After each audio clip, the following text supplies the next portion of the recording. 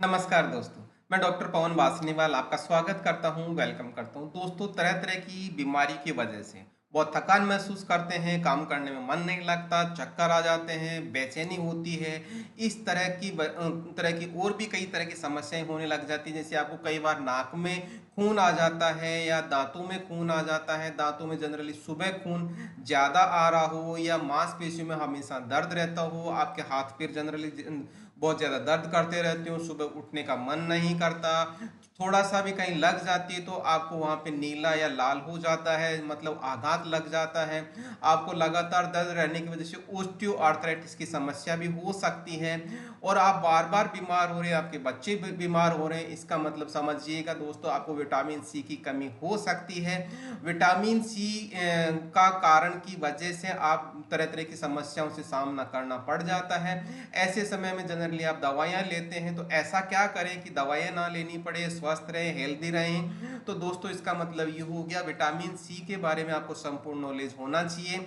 Vitamin C की संपूर्ण knowledge के लिए मैं सवाल आपसे पूछूंगा, जैसे कि इसकी कमी क्यों हो जाती है या इसका क्या रोल होता है जो हमारी बॉडी में होना चाहिए, कितना रोजाना खाना चाहिए और इसकी कमी को पूरी करने के लिए कौन कौन सी चीज़ें आप खा सकते हैं जिसकी वजह से आपको डेली रूटीन में कोई कमी ना रहे और आपको विटामिन सी की डेफिशिएंसी से जो बीमारियां होती हैं वो आपको। सबसे पहले बात करेंगे इसकी कमी के कौन कौन से कारण होते हैं। तो पहला कारण आता है आपका इनएडिक्वेट डाइटरी इनटेक। इसका मतलब ये हुआ कि आपने जो खाना खा रहे हैं उसमें प्रॉपर कंपोनेंट या प्रॉपर जो चीज़ खानी चाहिए वो चीज़ नहीं खाई, जिसकी वजह से आपको शरीर में विटामिन सी की कमी हो सकती है। स्मोकिंग मतलब धूम्रपान लगातार करते हैं या बहुत ज़्यादा करते हैं, जिसकी वजह से भी आपको विटामिन सी की कमी हो जाती है। अल्कोहलिज्म मतलब बहुत ज़्यादा शराब पी रहे हैं, शराब पीने की वजह से आपको इंटेस्टाइन से जो विटामिन सी का एब्जॉर्प्शन होना था वो एब्जॉर्प्शन नहीं हो रहा, जिसकी वजह से आपको बॉडी में विटामिन सी की कमी हो गई और ये सारी तरह की बीमारियों से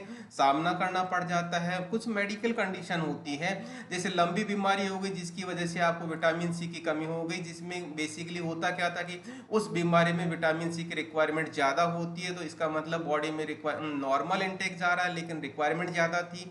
तो क्या हुआ, आपकी बॉडी में विटामिन सी की डेफिशिएंसी के सिम्टम्स दिखने लग जाते हैं, कुछ सीवियर इन्फेक्शन हो जाते हैं। उस समय में भी आपको विटामिन सी की डेफिशिएंसी बॉडी में देखने को मिल सकती है। फिर एक बहुत बड़ा इंपॉर्टेंट रोल आता है मेल एब्जॉर्प्शन का। मेल एब्जॉर्प्शन का मतलब ये होगा कि आपने विटामिन सी तो लिया है खाने में लेकिन आपका शरीर से उसका एब्जॉर्प्शन नहीं हो रहा, तो हम उस सिचुएशन को मेल एब्जॉर्प्शन बोलते हैं। सिमिलरली दोस्तों, कुछ सिचुएशन ऐसी होती है जिसमें विटामिन सी की रिक्वायरमेंट आपकी बॉडी को ज़्यादा होती है, तब भी विटामिन सी की कमी हो सकती है। जैसे कि आपको गर्भावस्था सिचुएशन होती है, मतलब गर्भवती माँ हो या बच्चे को दूध पिलाने वाली माँ हो, उन दोनों में विटामिन सी की रिक्वायरमेंट जनरली ज़्यादा होती है। ऐसे समय में विटामिन सी की डेफिशिएंसी देखने को मिल सकती है। ऐसे समय में इन चीज़ों को ध्यान रखने वाली बात होती है। जनरली ओल्ड एज में भी आपका इंटेस्टाइन प्रॉपर तरीके से काम नहीं करता, आपका डाइटरी इंटेक प्रॉपर नहीं होता, उसकी वजह से भी आपको विटामिन सी की डेफिशिएंसी देखने को मिल जाती है। इस विटामिन सी को जनरली एस्कॉर्बिक एसिड बोलते हैं, जो हमारे बॉडी में किस तरह से काम करता है आप समझिएगा। इसका बेसिकली एंटीऑक्सीडेंट फंक्शन होता है। एंटीऑक्सीडेंट फंक्शन को समझने के लिए आपको ऑक्सीडेशन प्रोसेस समझना होगा। ऑक्सीडेशन का मतलब ये होता है हमारी बॉडी में फ्री रेडिकल बनते रहते हैं। जो फ्री रेडिकल क्या करता है, ऑक्सीडेशन प्रोसेस को कंटिन्यूस मेंटेन रखते हैं, जिसकी वजह से कुछ डिजीज हो जाती है, कुछ आपको स्ट्रेस प्रॉब्लम होने लग जाती है, आपको जो सिम्टम्स दिखाई दे रहे थे वो दिखाई लग जाते हैं। मतलब ये हो गया कि ऑक्सीडेशन प्रोसेस से हम बीमार हो जाते हैं। ऑक्सीडेशन प्रोसेस से हमारी स्किन में झुर्रियाँ दिखने लग जाती है। ऑक्सीडेशन प्रोसेस से हमें तरह तरह की समस्याएं होने लग जाती है। यदि इस ऑक्सीडेशन प्रोसेस को हम कम कर दें या इसको रोक दें तो आपकी बॉडी क्या होगी, जो समस्याओं से सामना करना पड़ रहा था वो समस्याएं रुक जाएगी। जनरली विटामिन ई और विटामिन सी ये दोनों काम करती है एज ए एंटीऑक्सीडेंट, जिसकी वजह से आपके शरीर में जो नॉर्मल सेल को डैमेज करती है, क्षति पहुंचाती है, वो नॉर्मल सेल्स से क्षति नहीं पहुंच पाती। इसका मतलब ये हो गया आपकी जो तंत्रिका तंत्र की सेल्स होती है या आपकी आरबीसीज होती है, मतलब खून होता है, उनकी सभी सेल्स स्वस्थ रहेगी।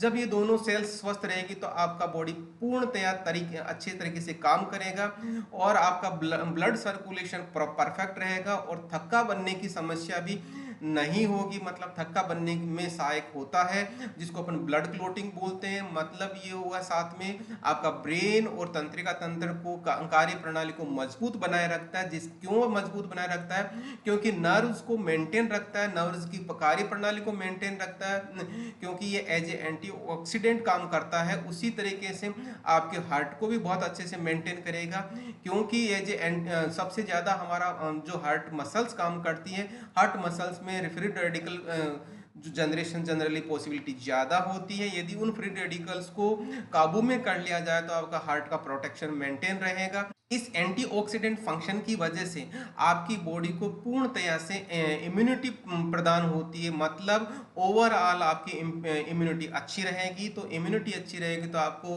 किसी किसी भी तरह की कोई समस्या नहीं होगी। साथ में कोलेजन सिंथेसिस को भी इम्प्रूव करता है। बेसिकली कोलेजन क्या होता है? आपकी बोन्स और स्किन को जो टिश्यू कनेक्ट करता है उसको अपन कोलेजन बोलते हैं। इसका मतलब समझिएगा, आपकी स्किन, आपका ब्लड वेसल्स, आपकी बोन्स, आपकी कनेक्टिव टिश्यूज, ये सारे के सारे अच्छे रहेंगे। मतलब ये हुआ आपकी स्किन बड़ी ग्लो करेगी, आपकी आर्टरीज और वेसल्स में जो खून बहता है वो आर्टरी बड़े अच्छे से काम करेगी, उसमें शिथिलता रहेगी, वो हार्ड नहीं होगी। सिमिलरली जो आपकी मसल्स में दर्द हो रहा था वो मसल्स में भी दर्द नहीं होगा, क्योंकि आपकी मसल्स परफेक्ट तरीके से काम करेगी विटामिन सी के प्रभाव से। और विटामिन सी क्या करता है? आयरन का एब्जॉर्प्शन कराता है।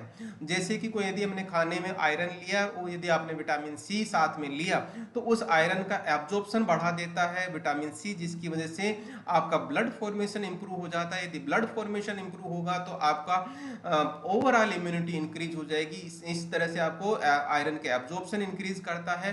साथ में अब बात आती है कि आपको डेली में कितना खाना चाहिए।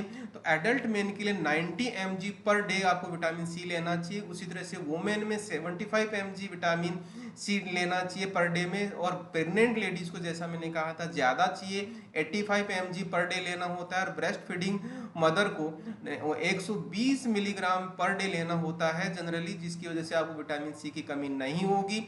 लेकिन इन सब के लिए आपको कौन कौन सी चीज़ें खानी चाहिए, तो आपको सीजन के अकॉर्डिंग आप ले सकते हैं।